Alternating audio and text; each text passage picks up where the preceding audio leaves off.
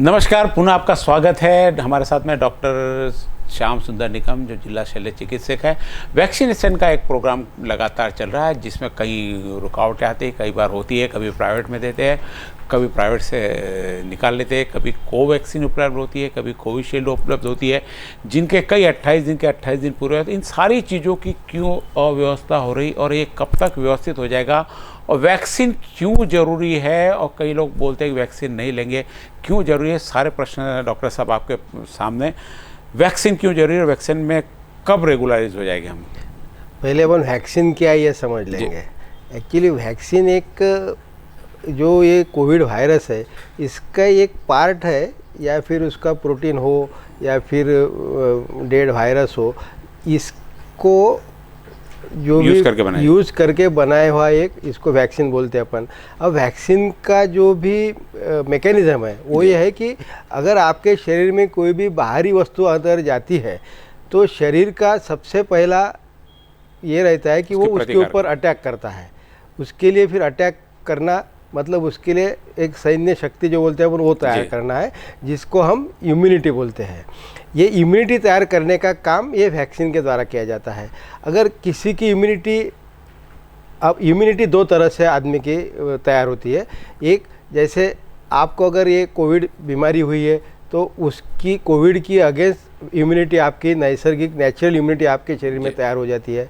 अगर अपन ये सोचते हैं कि अगर सबको कोविड होना ज़रूरी है इम्यूनिटी के लिए, ये तो नहीं हो सकता, क्योंकि अगर ऐसा हुआ तो कितनी बहुत सारी पेशेंट मौतें हो जाएंगे। फिर इसीलिए वो माध्यम से कि अपन दूसरे कौन से मार्ग से अपन इम्यूनिटी तैयार कर सकते हैं, तो उसका माध्यम है वैक्सीन। अब इस कारण ये वैक्सीन तैयार हुई है। अब वैक्सीन जो भी है अपने यहाँ पहले से दो प्रकार की वैक्सीन उपलब्ध है अपने यहाँ, एक है कोविशील्ड और दूसरी कोवैक्सीन। कोवैक्सीन हैदराबाद में भारत बायोटेक में बनाई हुई है और कोविशील्ड जो है वो पुणे की सीरम इंस्टीट्यूट में बनी हुई है। अब जब से ये लॉन्च हुआ प्रोग्राम 16 जनवरी से, उस टाइम से एक लिमिटेड स्टॉक है अभी तक अपने पास। इसलिए शुरुआत में जो हेल्थ केयर वर्कर्स थे उनके लिए वैक्सीन आई, उसके बाद में उसमें फ्रंट लाइन वर्कर जोड़े गए। तो जैसे जैसे वैक्सीन उपलब्ध हुई वैसे वैसे हम उनको वैक्सीनेट करते रहे। उसके बाद में आया अबव 60, उसके बाद में आया 45 to 60 और अभी बीच में आया था 18 to 44 ईयर्स। तो लेकिन थोड़े से हमारी अड़चन एक ही है कि वैक्सीन का जो सप्लाई है वो पर्याप्त मात्रा में न होने के कारण सब पब्लिक को असुविधा हो रही है। लेकिन आपने को सबको वैक्सीनेट करना ही है। वैक्सीनेशन इसलिए ज़रूरी है कि अगर एक साथ सबकी इम्यूनिटी तैयार होती है, सब में प्रतिकार शक्ति तैयार होती है, और ऐसी जो साइंटिफिक जो इसमें मानना है कि आपके कोई भी माध्यम से नेचुरल इम्यूनिटी आपको कोविड होने के बाद में जो आती है वो, या फिर वैक्सीन के माध्यम से अगर ये 70% के ऊपर, 60 to 70% के ऊपर अगर सोसाइटी में रहती है, तो फिर बचे हुए लोग जो है 20% या 30% ये अपने आप बच जाते हैं कोरोना से। और इसीलिए अपने को मैक्सिमम लोगों को कम से कम टाइम में वैक्सीनेट करना है। वैक्सीन लेने के बाद में भी कई लोगों को कोरोना हुआ। यदि वैक्सीन इम्यूनिटी तैयार करती, यदि ये सेना तैयार करती, तो फिर कोरोना आक्रमण कैसे करता? बात आपकी सही है। इसमें बहुत सारे लोगों को हुआ, लेकिन उसमें से अगर परसेंट देखा जाए तो 0.1% के ऊपर नहीं है, क्योंकि जितने लोगों को दी है उसमें से 0.1% से भी 0.001% से भी कम लोगों को इन्फेक्शन हुआ है। जैसे अब मेरा भी उदाहरण ले लीजिए, मैंने कोवैक्सीन के दोनों डोज लिए थे, फिर भी मुझे कोरोना हुआ। लेकिन आपको मैं एक बताता हूँ कि जिन्होंने भी वैक्सीन लिया हुआ है उनमें ये कोरोना के लक्षण बहुत सौम्य पाए गए हैं, और उसमें लंग जो है अपने फेफड़े, उस पर कोई अटैक नहीं हुआ है। तो अगर एक चीज़ थोड़ी सी ध्यान में रखेंगे कि वैक्सीन लेने के बाद में भी भाई वो कोविड होता है तो काय को लेने का, ये बहुत ही गलत सोच है आपकी। इसमें मत रहिए आपको वैक्सीन लेना ही है, क्योंकि अभी अपने पास वैक्सीन ही एक माध्यम है जिससे आप कोरोना से बच सकते हैं। जैसा सर ने बताया कि कोरोना के वैक्सीन लेने के बाद में भी कोरोना होता है, लेकिन जो उसका कोरोना का अटैक करने का प्रमाण रहता है, जो लंग्स पे असर करने का प्रमाण रहता है, वो कम हो जाता है ना। मॉर्टलिटी के चांस आपके कम हो जाते हैं यदि वैक्सीन। कोरोना होगा नहीं होगा इसका नहीं, क्योंकि आखिर शरीर है, वायरस है, कहीं ना कहीं जाके वो इफेक्ट कर सकता है, लेकिन वो जो नुकसान पहुंचा सकता है आपको, वो नुकसान नहीं पहुंचाएगा वैक्सीन लेने से। ये फ़ायदा हो सकता है। कोरोना होता है तो उससे भी पैनिक और घबराने की ज़रूरत नहीं, और बहुत कम प्रतिशत में ऐसा पाया जा रहा है। ये वैक्सीन के बाद अब 14 महीने 15 महीने से लगातार इस कोरोना के क्षेत्र में अमरावती प्रशासन के साथ में हमारे जिला शल्य चिकित्सक काम कर रहे हैं। कई अनुभव ऐसे, कई बार अच्छे भी अनुभव आते, कई बार बुरे भी अनुभव आते, कई बार कोशिश करने के बाद में हम सफल नहीं होते, और कई बार हमारी कोशिश सफल हो जाती है। निश्चित रूप से डॉक्टर ने यदि बहुत मुश्किल से किसी पेशेंट को बचा लिया, ठीक है, हालांकि उनका प्रोफेशन है, लेकिन जो उनको अंदर से खुशी होती है वही बता सकते हैं कि किस प्रकार उनका महसूस। और कई बार कोशिश करने के बाद में भी उनको निराशा हाथ लगती है। ऐसे अनुभव हर डॉक्टर के पास रहते हैं। डॉक्टर साहब, आपके पास 14 महीने में कोरोना के पेशेंट को लेकर ऐसे कुछ अनुभव, और ये शायद अब आखिरी आपका ये भी रहेगा क्योंकि हमारा भी समय काफ़ी हो रहा है, तो जो अनुभव आपके रहे और आपने क्या किया? वैसे तो मैं कोरोना में 12 जनवरी से ही हुआ, 12 जनवरी से 2020, क्योंकि सबसे पहला लेटर जो हमको डायरेक्टर से मिला था वो 12 जनवरी का लेटर है, और उसी टाइम से हम कोरोना के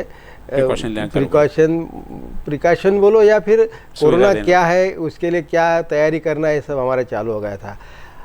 लेकिन सबसे मुझे दर्द या दुख उस टाइम हुआ जब हमारे कुछ 4 अप्रैल को हमारा पहला पेशेंट जो यूरिन में आया था और उसका रिपोर्ट पॉजिटिव है, डेथ हुई थी उसकी।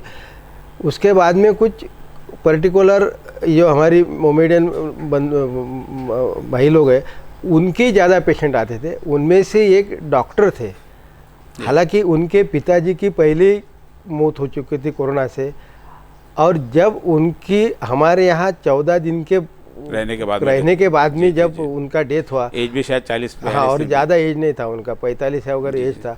उस टाइम मुझे बहुत ज़्यादा दुख हुआ था कि अपन नहीं बचा सके, जबकि अपन ने पूरी कोशिश की थी, और उस टाइम ट्रीटमेंट का प्रोटोकॉल भी नहीं था, फिर भी हमने पूरी कोशिश करने के बाद में भी नहीं हुआ। तो उसी टाइम थोड़ा सा दर्द हुआ था कि कोरोना अब आ गया, अपने को क्या सिखाने वाला है। खुशी उस दिन हुई थी जिस दिन एक 95 ईयर्स के जो हमारे पेशेंट थे वो 10 दिन रह के अच्छे होके अपने पैर पर वो घर पर गए। उस दिन बहुत खुशी हुई थी। खुशी उस दिन भी हुई थी जिस दिन एक हमारी पहली एक ANC थी, गर्भवती माता थी, उसका हमने सीजर करके, हमारे हॉस्पिटल में सीजर करके, सुपर स्पेशलिटी में कोविड हॉस्पिटल में सीजर करके उसको स्वस्थ बच्चे के साथ में जब वो घर पर गई तो उस टाइम भी खुशी हुई थी।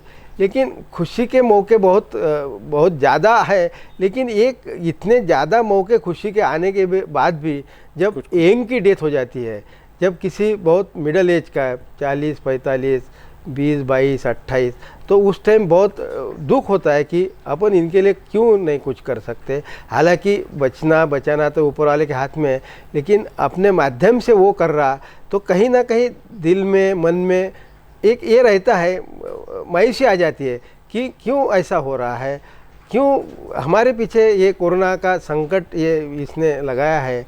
लेकिन फिर बाद में सोचता हूँ कि अब उसका आदि जब है तो उसका अंत तो कहीं ना कहीं होगा ही। अब कब होगा ये तो अपने हाथ में नहीं है, लेकिन कुछ बहुत अच्छी चीज़ें कोरोना ने हमको सिखाई है। जो एक सामाजिक भावना, अब मैं देखता हूँ कि जब शुरुआत थी उस टाइम हमने ऐसे कितने तो भी लोग देखे हैं कि जो दवाखाने में आने वाले लोगों को खाना, नाते को खाना खिला रहे थे, बाहर रास्ते पे जो घूम रहे थे बेचारे, जो बाहर के लोग आते थे उनको खाना खिलाना। मुझे एक दिन तो ऐसा हुआ कि हमारे एक 108 के एम्बुलेंस के ड्राइवर का फ़ोन आया, सर बोले कुछ लोग हाईवे पे आए हैं और वो बहुत तकलीफ में है। बोला क्या हुआ? वो पैदल मुंबई से आ रहे बोले, और हाईवे पे उनको कोई पुलिस ने ये किया, बोले अड़ाया। बोला क्या हुआ? तो मैंने फिर SP साहब से बात की। सर ने उनको हमारे एम्बुलेंस से वो लोगों को अपने हॉस्पिटल में बुलाया, उनको खाना खिलाया, वो फिर अपने CCC में उनको रखे और उनके अपने गांव में छोड़े। तो ये भी कुछ करने को मिला। इन्हें एक सेवा जो बोलते हैं अपन वो भी करने को मिली। एक आपको भी याद होगा, एक बाई थी जिसको मराठी हिंदी कुछ भी नहीं समझती थी, आंध्र प्रदेश की थी, कुछ बोल नहीं सकती थी। फिर आप सब लोगों ने, पालक मंत्री मैडम से लेकर कलेक्टर साहब से लेके सब ने, फिर उसको हमने अपनी गाड़ी से उसका जो गांव आंध्र प्रदेश में था वहाँ छोड़ दिया। तो एक जो एकजुट के साथ रहना, एक सामाजिक अपनापन ये करना। और मेरे लिए तो ये है कि जो अभी तक जितने भी डिपार्टमेंट्स हैं हमारे, ज़्यादातर संबंध नहीं आते थे, लेकिन इतने घनिष्ठ संबंध हो गए और कभी ज़िंदगी भर एक में को नहीं भूलने वाले संबंध सबके साथ, या गवर्नमेंट ऑफिसर्स हो या फिर वहाँ काम करने वाले हमारे कर्मचारी हो या फिर कोविड हॉस्पिटल में काम करने वाले हमारे कंत्राटी कर्मचारी हो, इनका मैं तहे दिल से शुक्रिया अदा करूँगा कि वो बेचारे मन लगा के, कुछ तो लोग हमारे ऐसे कि जब से कोरोना शुरू हुआ तब से अभी तक वही काम कर रहे हैं, बाहर निकले ही नहीं। वो अभी भी उनको बोला कि भाई आप कुछ दिन रेस्ट करो, नहीं सर हम आप रेस्ट नहीं करते, हम आप काम कर रहे हैं, हम भी काम करते। इतने एक इतना अच्छा माहौल जिसको बोलेंगे कि एक प्रकार का जो आरोग्य डिपार्टमेंट भी एक प्रकार का हमला है ऐसा बोल सकते हैं आप। वो हमले को कैसे एकजुट होके उसको साथ एक करना है, उसको परास्त करना है, उसको मात देना है। तो इसके लिए जो पूरे लोग हमारे उनकी एकजुट दिख रही है। समाज में से कुछ इतने बहुत दानी लोग भी मुझे दिखे कि कुछ बिना बताए, हमारा नाम नहीं आने को होना और हमारी तरफ से आपको ये हॉस्पिटल को ये दान देना है, ऐसे भी लोग मिले।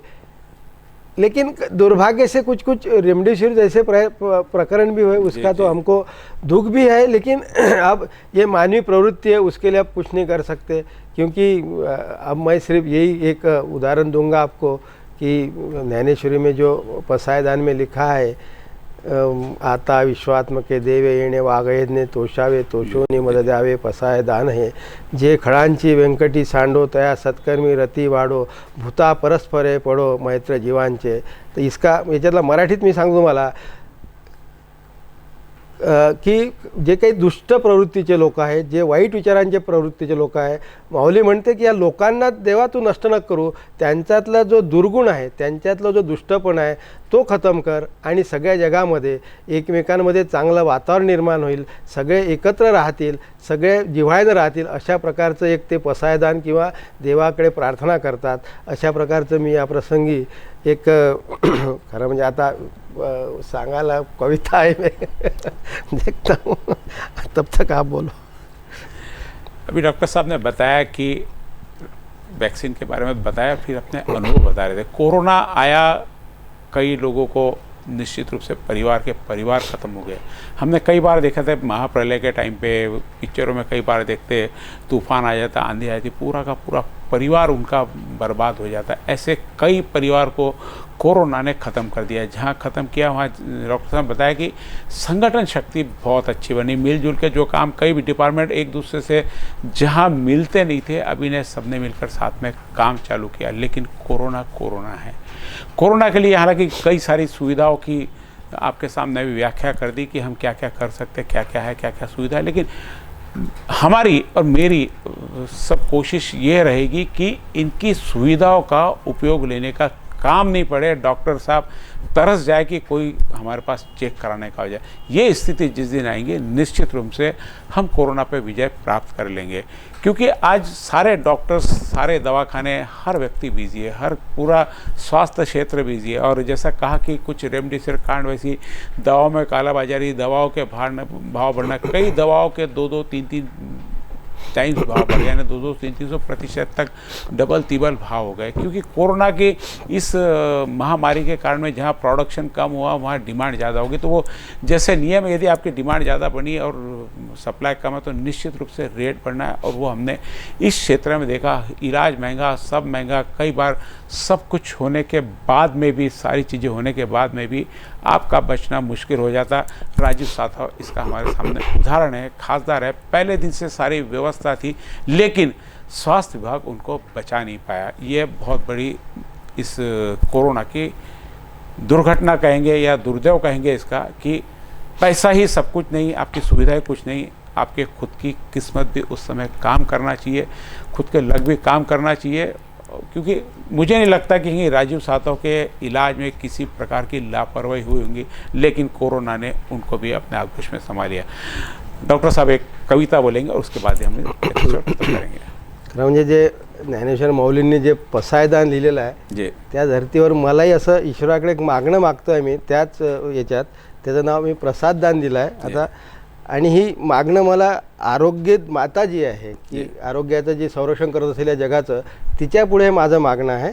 आता श्री विश्व आरोग्य माते कोरोना लिखाने प्रसन्न व्हावे, अरे यार, हर्षोनी मज द्यावे प्रसाददान हे, आजाऱ्यांचा आजार जावो विश्व निरोगी सदैव राहो, असोत सर्व प्राणी मात्र आनंदित, अनारोग्याचा अंधार जावो आरोग्याचा स्वधर्म राहो, माता बाळ ज्येष्ठ श्रेष्ठ दिन सर्वही सुखी राहो, कोरोना योद्धा जैसे चंद्रमी अलांछन, शासन प्रशासन जैसे मार्कंडे तापहीन, इतरही सर्व सेवेकरी मानव जातीचे देवदूत होत, चला कल्पतरूंची रुग्णालये चिंतामणी रूपी उपकरणे औषधे, ऐसा अमृत योग होय तो, विश्वाची रुग्णालये सर्व उपकरणे औषधे सज्ज सर्व, पुरेपूर मनुष्यबळ सेवा देण्यास, किंबहुना सर्व सुखी आजारी न पडो कुणी,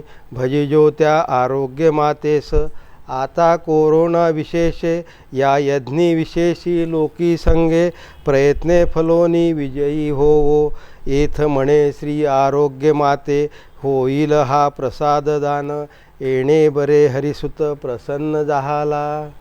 धन्यवाद। डॉक्टर साहब ने इस माध्यम से भगवान से प्रार्थना की कि कोरोना रूपी रोग ये चले जाए। डॉक्टर साहब की प्रार्थना भगवान सुन ले, यह भी हम भी शुभकामनाएं करते हैं। और आपने बहुत महत्वपूर्ण जानकारी हमारे दर्शकों को दी, आपका बहुत बहुत धन्यवाद। थैंक यू, धन्यवाद।